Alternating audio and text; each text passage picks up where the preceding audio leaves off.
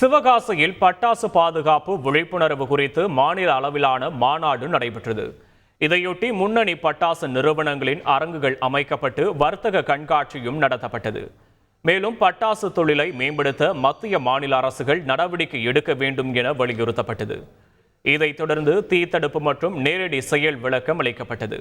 நிகழ்வின் ஒரு அங்கமாக நடப்பாண்டின் புதிய ரக ஃபேன்சி பட்டாசுகளின் வான வேடிக்கை நிகழ்ச்சி நடைபெற்றது.